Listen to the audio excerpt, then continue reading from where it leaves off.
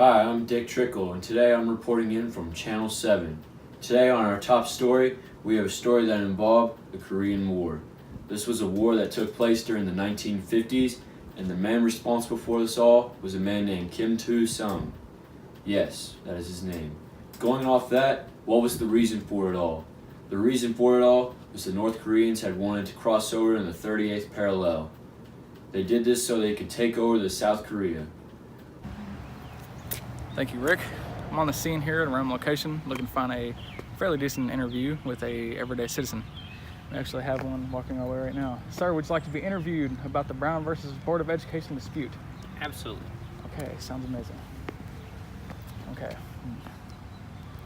The pre-existing things about the Brown versus Board of Education is Oliver Brown and the Board of Education of Topeka, Kansas. Desegregation of schools is a big thing right now. How do you feel about that? First, I'd like to say my name. My name is Peyton Wallace. About Brown versus Board, I believe that is a good thing, especially for the young children that are going to be growing up in a society where many people of all different races can actually coalesce together. I feel like it's going to be a very good learning education for everybody involved. Okay, well, you heard it here. Back to you, Rick.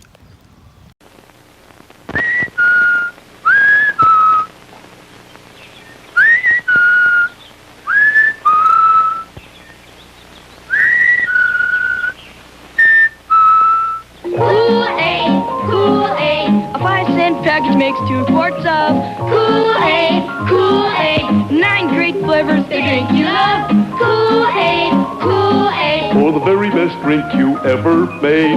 Kool-Aid, Kool-Aid, Be sure that the envelope says Kool-Aid. You can give your youngsters a lot of pleasure with Kool-Aid. You know it's pure and good. It has the Parents Magazine seal. And it's so thrifty. A 5-cent package makes 2 full quarts. Just add Kool-Aid to water with ice, add some sugar, and stir. For the very best drink you ever made. Be sure that the envelope says Kool-Aid. Thank you, sir. Our story takes place on December 20th, 1956, in Montgomery, Alabama. A black woman named Rosa Parks refuses to give up her seat because she believes that her social and ethic values are the same and equal to those of a white citizen. Many problems have come around these days because of this situation, but many aren't going to let this take them down. Good evening. This is Winston once again on the scene reporting. In 1956, Dwight D. Eisenhower issued the Federal Highway Act. Roads such as this one right here ran all throughout the country. This was people's way of commuting to work, back to their homes every day after their jobs, until the Federal Highway Act was issued. Dwight D. Eisenhower had a dream of a better way of commuting for everyone. This is when the interstates all throughout the country started being built. People would commute on those for hours and hours on end, and little towns such as this would die out. Being that there was no life in the towns from people not driving on them anymore, highways started booming and small towns started dying.